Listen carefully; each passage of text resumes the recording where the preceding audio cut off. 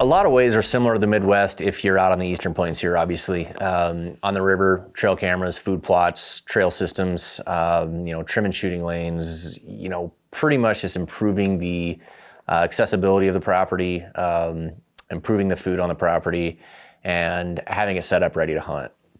I've worked with some sellers before to, put blinds in certain positions, mark trail systems, cut trail systems for side-by-sides or whatever we need to do.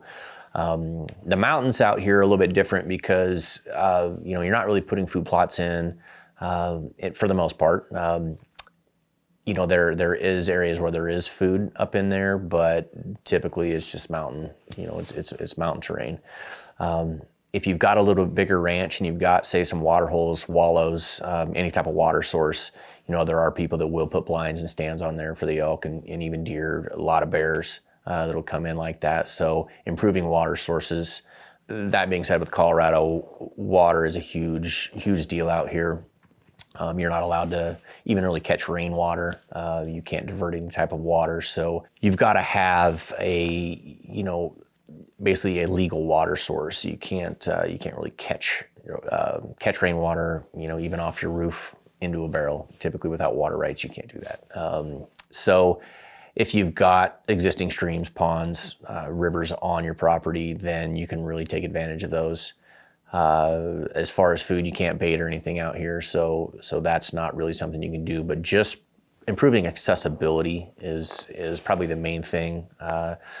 There's a lot of places out here that don't have like a legal deeded access to them. They may be landlocked per se, but in Colorado, you have the right to access your property. Like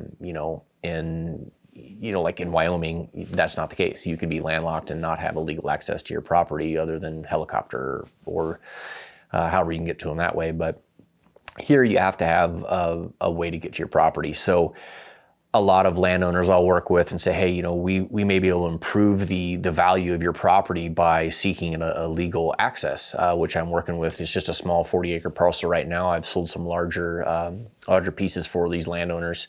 I've helped them work through the process of getting a legal deeded access to their 40 acres that's landlocked to get it sold. Without it, I told them, I said, I just don't think there's any way. The surrounding rancher just doesn't want anyone coming through there. So unfortunately, sometimes you have to go the legal route and obtain a legal access.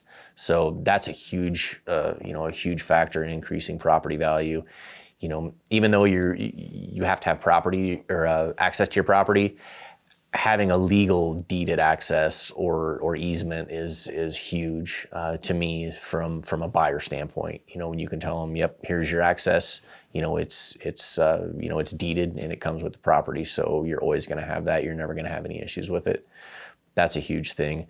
That's also a big thing to think about when landowners are splitting up properties to parcel out, is make sure each parcel does have an access to it. You don't want to have a chunk clear in the back corner that's just sitting out there by itself with no access. Obviously, that's going to devalue the property. Splitting things up in ways that make sense is obviously huge. So there's a lot of ways to increase value, and a lot of it isn't quite so much on the habitat and hunting side. It's more on the accessibility side. The fire mitigation is a good thing to increase value. A lot of things will give you a little bit of tax break there too, or insurance breaks. So those are some of the ways to kind of increase your value.